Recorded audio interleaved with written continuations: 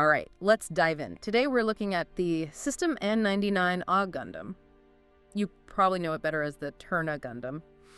Yeah, that iconic mustache design is pretty hard to forget. But we're going beyond the look today, getting into its, well, almost mythical capabilities. What's the real story here? Oh, it's quite a story. The Turn A was actually engineered for interstellar war. Think single machine operations, basically, designed to function way beyond normal limits. Interstellar war. Yeah. Exactly. The development was pushed like crazy because they were genuinely afraid of threats from outside the solar system. It ended up being something completely unprecedented. Right, so to pull off that kind of limitless operation, it needed something special under the hood, didn't it? What powered this thing? Well, that's where it gets wild. It used a DHGCP-type generator, basically. An artificial black hole. An artificial black hole, seriously. Seriously. And that wasn't just for raw power, though it had plenty. It meant it could operate almost indefinitely, completely changing the game by removing, typical energy limits. And all that energy feeds into the IFBD system. IFBD system, and that relates to its structure. How does that work? It allows the suit to be, well, mostly hollow. The frame itself acts as both the structure and the armor. Hollow, so what fills the space? That's the interesting part. It's incredibly versatile. You could fit weapons in there, missiles, sure, but also other things. Like livestock, surprisingly. Wait, livestock as in animals?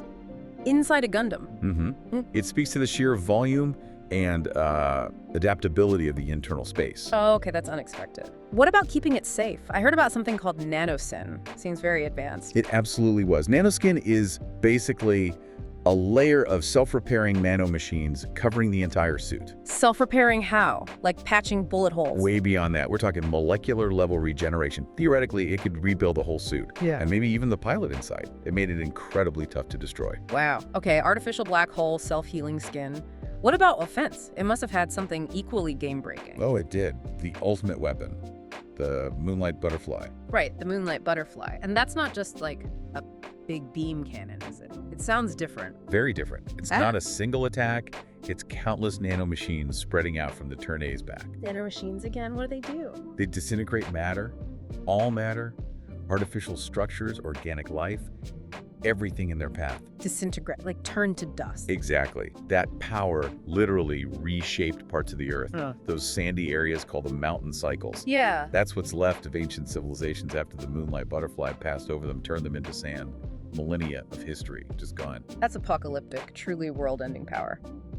So this machine, built for interstellar threats, how did it end up causing such devastation on Earth? Well, that's the tragic irony. It has a really long and complicated history. It was actually built in response to another machine, the Concept X-612 Turn X. The Turn X, okay. Right.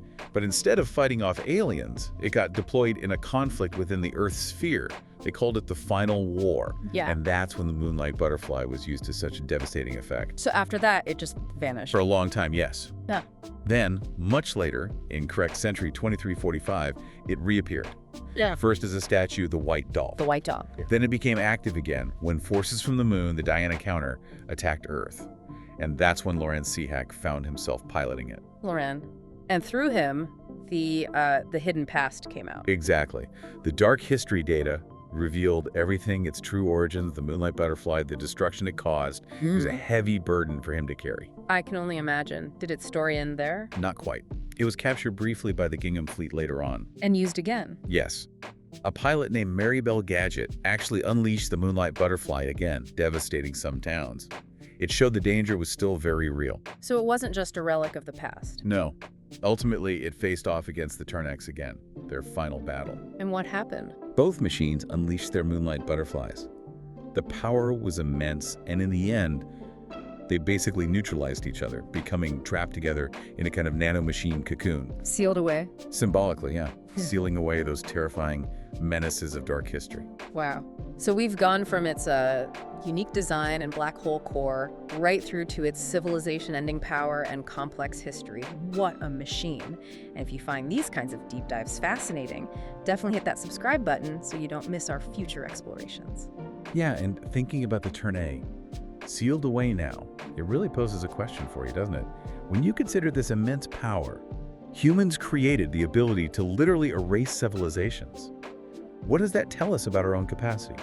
Our ability to create, to wield power, and maybe most importantly, to control it? or contain it when necessary. It's something to think about. And just a quick note for you listening, this audio was generated using AI, specifically Gemini. If you happen to notice any errors in the information we shared, please do let us know in the comments. We'll do our best to look into them and correct them.